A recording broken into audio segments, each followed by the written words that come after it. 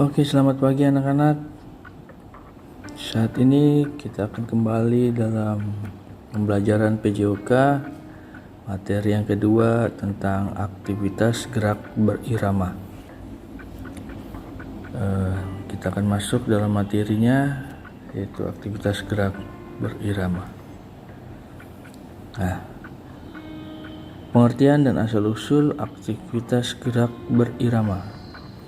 Gerak berirama atau lebih dikenal dengan kata senam irama disebut juga aktivitas gerak berirama, yaitu gerakan senam yang dilakukan dengan irama musik atau pembelajaran bebas yang dilakukan secara berirama. Jadi aktivitas gerak berirama itu dapat dilakukan menggunakan alat ataupun tidak menggunakan alat, atau sering digunakan dalam pertandingan, yaitu adalah gada, simpai, tongkat, bola, pita, topi, dan sebagainya.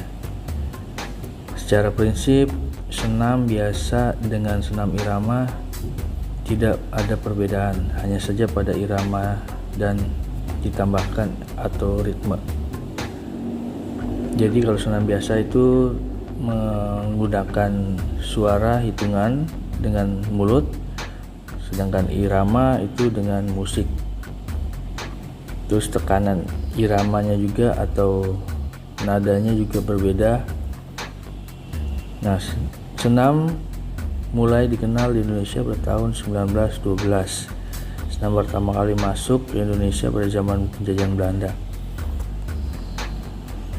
Dan pada saat itu senam wajib dilakukan di sekolah-sekolah di Indonesia. Senam yang diperkenalkan pertama kali adalah sistem Jerman pada tahun 1916. Terus sistem ini digantikan oleh sistem Swedia yang menekankan pada gerak. Sistem ini dibawa dan diperkenalkan oleh seorang perwira kesehatan Angkatan Laut dari Kerajaan Belanda bernama Dr. H.F. Minkema. Kemudian masuknya Jepang ke Indonesia tahun 1942 merupakan akhir dari segala kegiatan senam yang berbau barat di Indonesia. Jepang melarang semua bentuk senam di sekolah dan di lingkungan masyarakat. Kemudian diganti dengan Taisho. Taisho adalah jenis senam pagi yang berbentuk kalistenik yang harus dilaksanakan di sekolah-sekolah sebelum pembelajaran dimulai. Nah, senam irama termasuk ke dalam jenis olahraga senam umum karena memiliki ciri-ciri sebagai berikut. Yang pertama, mudah diikuti. Yang kedua, tidak membutuhkan biaya yang mahal. Ketiga, diiringi musik atau nyanyian. Keempat, melibatkan banyak peserta. Dan kelima, bermanfaat untuk kesehatan tubuh.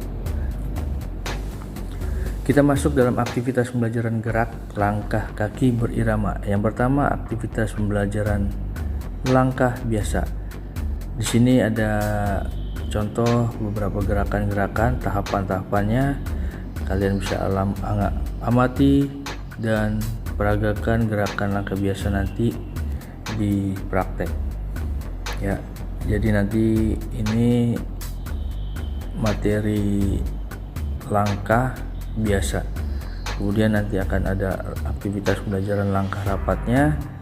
Kalian juga bisa lihat, amati pergerakannya dari langkah rapat. Yang ketiga, aktivitas pembelajaran langkah keseimbangan.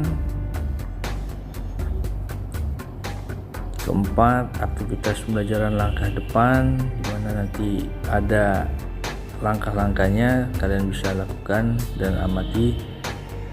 Yang kelima, pembelajaran langkah silang, dan langkah-langkahnya kalian bisa baca dan bisa amati. Nah, ini adalah tugas individu kalian, silakan kalian kerjakan. Ada 10 soal. Nanti tugasnya bisa dikirim ke email atau ke WA group. Terima kasih, salam sehat, salam olahraga, Tuhan memberkati.